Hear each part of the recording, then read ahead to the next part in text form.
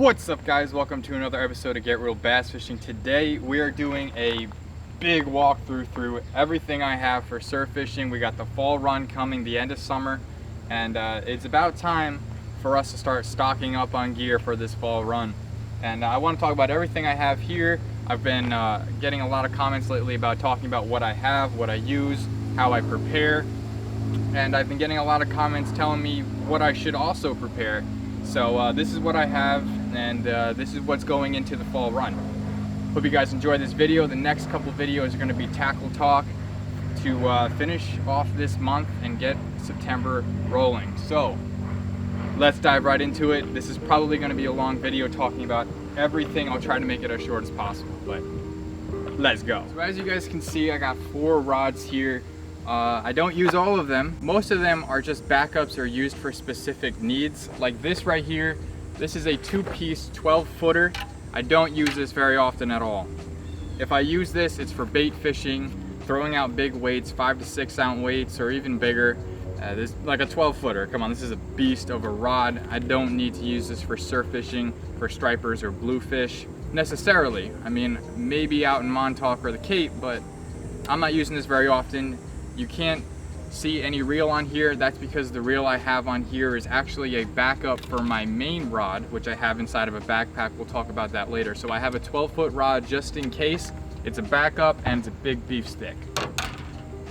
Next right here, this is a 2-piece Penn Prevail, medium heavy. This is what I used for the fall run all year last year. And 2-piece, I don't use this all the time. I use it as a backup. Like when my Saltex over here, that guide broke, I had this as a backup, as well as when my Airwave broke, I had this as my backup. No reel on here, it's in my backup bag. I have my Trophy 2, also a 2-piece, it's a 70-30. On here is a Conflict 2, and it's a 4000 series, 30-pound braid with an 80-pound leader, because this was my big blue base stick, all right? 80-pound leader. It's about maybe close to 3 feet, and this is a really good rod for the bay. It's not too big, it's not too small, and it can power up some big bluefish, some nice sized stripers, as well as the reel. It's a good one. And the butt, as you can tell, it's just a little bit bigger than my forearm. I'm 6'2", so if you're smaller than that, maybe it's a little bit bigger for you, but it's a good bay rod for me.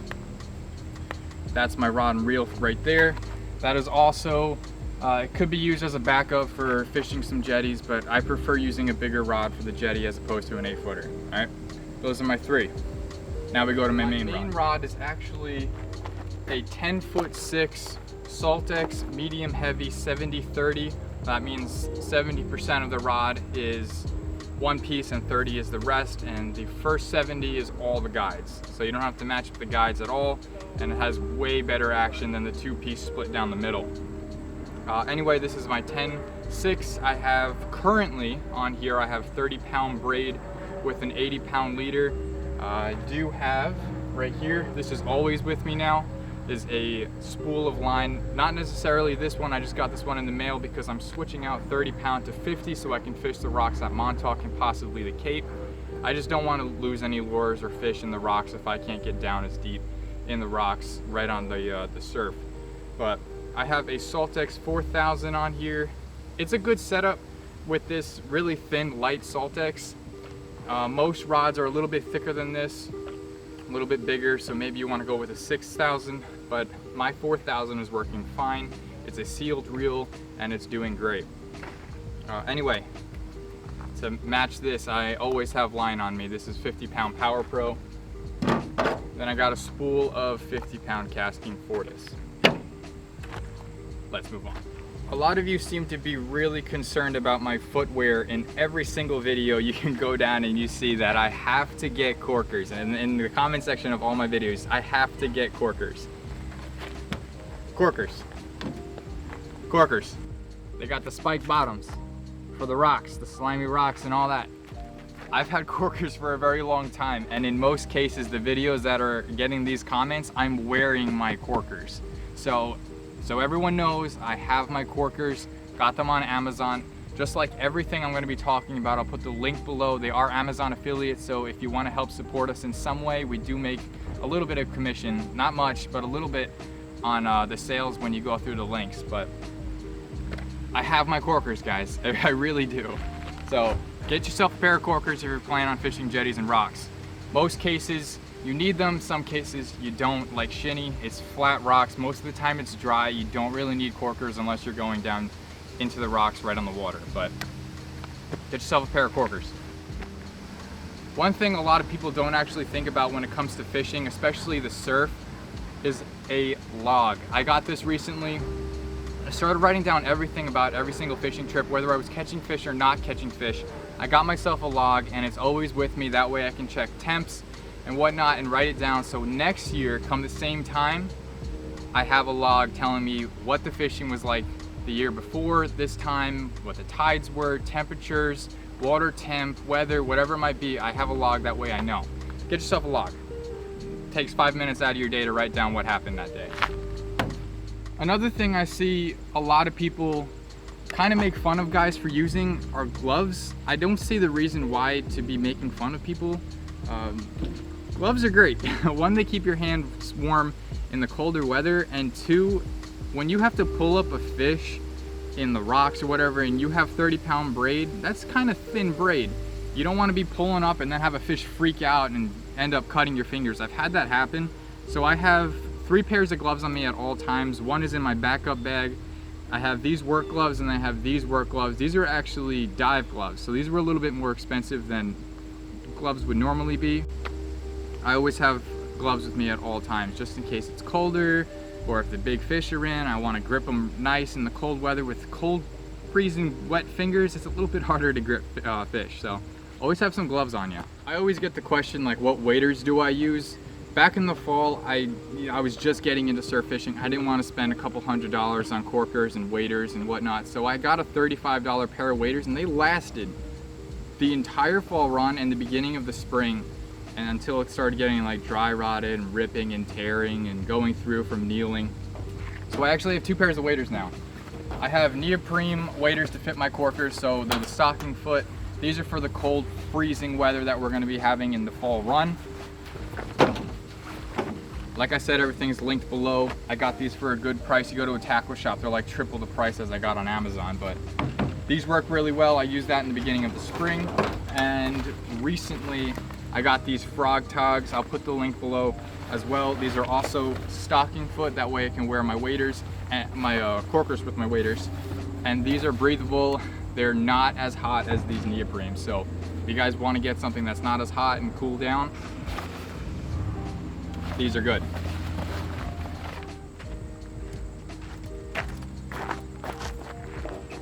So I wrote down the tips that you guys suggested, and Tim from YouTube under that video actually suggested that I get 9-inch soft plastic swim baits and to fish some diamond jigs and bucktails. Rick on Instagram actually suggested some cool spots around Montauk to fish. Chuck, you have been commenting on all of my videos. I really appreciate all the comments and support. You suggested plastic dip painting or epoxy and using a 10-foot leader. And what I mean by that is this bag. If you guys saw my Montauk video, all my hooks get caught up on here. And Chuck actually suggested using like a plastic dip and coating that so that it doesn't fray and catch all my hooks. So Chuck, thank you. Guys, thank you for commenting all your support and help and tips for me. I really appreciate it. Me and Erica both, and the Salty Boys, you know, we communicate all the time and we help each other. So thank you guys. If you guys have any more tips about fishing, whatever, comment below. Really appreciate it. It's a community here, Smooch and Release. Thank you. Let's get talking again. So besides all those things, a lot of what you see here is actually backup bags. All right, so this is my main bag that I bring. This is my main bag that I bring. We'll talk about what's inside of it shortly. This is a backup bag. I leave all my backups inside of my tote. That way I have everything when I need it. In here, it's just face masks, shields, extra hooks. That's it. Keeping things organized is gonna help you so much when you're out fishing and freaking out when fish are coming in and all that. You know where everything is, all right? Face masks and shields, specifically for the bugs, not for what's going on now. In here, this is just like drop and go. I got extra poppers, SP minnows, diamond jigs, bucktails, teasers, backup too. This is my backup bag I was talking to you guys about with my reels. I got my Fierce 3 in here. I got my Fierce 2 in here, 6,000. I got my Spin Fisher 6 in here, 5,500. 30-pound braid on here, 50-pound on here. Camera gear, extra pliers, extra knives. My mom's homemade bug repellent that works better than any. Extra SP minnows, swim baits, towels, extra baits, my spoon that caught some fish. Let's not forget, we need a sand spike so when we're fishing for hours and want to relax, we don't have to put our rod in the sand. We can just carry this with us and stick our rod in this instead of laying it down in the sand or on a bag. So let's dive into the bags that are consistently on me, carrying everything I ever need to catch fish immediately. First, this is the most important bag that I carry, and I've actually upgraded it a little bit. I do have to plastic dip this like Chuck suggested, because this is just madness, getting hooks caught on it at all times. I actually put a pair of scissors in here, that way I have scissors, and always on my waist are pliers. You never know when you're going to need to go inside of a fish's throat, mouth, or whatnot. You don't want to kill the fish by trying to put your fingers in and pull it out. Pliers are a must, always have them. These are Dr. Meters, I'll link them below. They're really big supporters and helpers of my account and my channel. So if you guys want to support them, because they've supported us so much, go ahead and purchase them. They got the little cutters, split ring, and split shot crushers too. They're really, really good. Not mad expensive like a Van Stahl. Buy a couple $100 for a pair of pliers. They work. Make sure you always rinse down your gear too. Salt water corrodes. You want something to last? Take care of it. You take care of it, it'll take care of you. Anyway, inside of this bag, let's go over it, what you need, and what I always have on me. Inside my bag, I have things for every situation. I've got a couple SP minnows in different colors. My favorite is the bunker and the bone. That's this guy right here, that's the bone color. So I have SP minnows on me at all times. Green mackerel is pretty good. Match the hatch. That's for a subsurface bite. For a topwater bite, I got the Saltwater Super Spook XT. Zero spooks, they work great for freshwater, they work great for saltwater. Haven't used it yet, but if it works, great. What I've been catching a lot of my topwater fish on, and I've lost a bunch of these, are the Tsunami Talking Poppers. They're not as expensive as the other ones, and they work really, really well. This is the bunker color, this is the green mackerel. These are the 6 inches versions, I believe. 7 inch in my opinion, just a little bit too big for what I've been using, and just I've been sticking with the 6. As you can see in here, I got a bunch of diamond jigs. They work when anything else doesn't.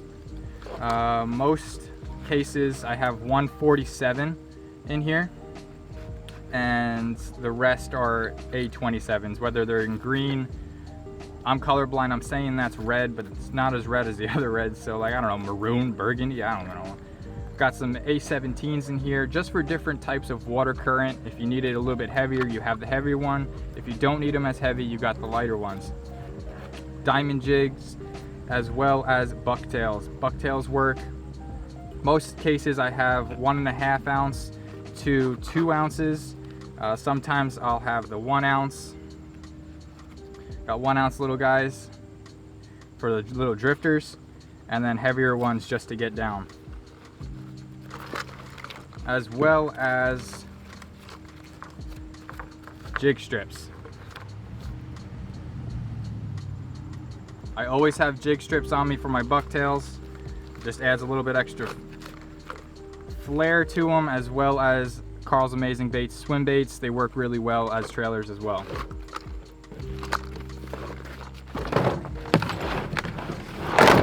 In my backpack, starting off, I always have a fish scale with me as well. These are Dr. Meter scales. They work really good, really quick.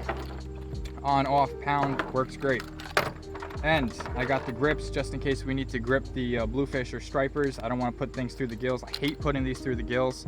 So grippers always work well. 2 bottles of water too. You don't want to be out there and die. Inside here, these are just the backups that I can't fit inside of my surf bag on my waist. I got a bag full of diamond jigs, bucktails, poppers, SP minnows, everything that I need inside of my main bag I have as backups on me at all times. Just some more poppers, some more swim baits. These things can get destroyed if the blues are here, so I always have backups. In here I got terminal tackle at all times, just in case hooks bend out. I have extra hooks. I got extra duo snaps, wire leaders. These wire leaders are specifically for when I go target something bigger like sharks or something. If there's sharks around, or I use those wire leaders. Most cases I'm using 80-pound mono for the bluefish. I don't really use wire for the bluefish. Got 80-pound mono spool, 100-pound mono spool, more jigging strips, otter tails, and then I got my bag of leaders. That way I don't have to tie a leader on and waste time. I got them right here, already made. If I do run out of leaders, I have everything I need for the leaders in here.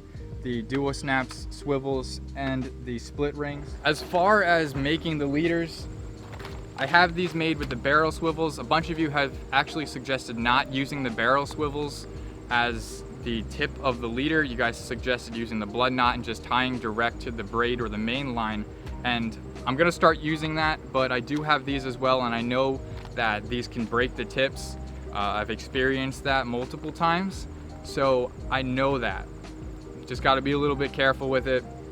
But I do like the 10-foot leader mono with a blood knot to the main line. I will be trying that, but just in case, I got leaders. So all of this is what I use basically on the daily when I surf fish. A lot of it's backup, preparation, making sure I have what I need to perform as well as I need to. If you guys have any suggestions for anything that I said, or a tip or two that I may have forgotten for someone, go ahead and comment that in the comment section below. Help us learn together. I mean, you guys are doing great with all my videos. I asked for help. You guys are giving help to me and my viewers, so I appreciate every single part of that. So thank you so much. This is everything that I have. I got the rods, the bags, the line, everything backup and preparation. There's a lot coming. The fall run is right around the corner. I don't want to miss anything by not being prepared, and I'm sure you guys are the same way. We're posting videos and helping each other. I really appreciate all that. Like I said in the beginning or the middle of this video, everything that I have here behind me, I have linked below. A complete gear list in every single video for the last year have been underneath the video's complete gear list. So I appreciate all your support. Thank you guys for watching. If you enjoyed this video, give it a thumbs up and let me know what you guys want to see next, because next 3 days are going to be tackle talks. We're going to be talking about some stuff just like last month. Thank you guys for watching. Stay real, smooch and release, and have some fun on the water. I'll see you next time. Don't forget to subscribe.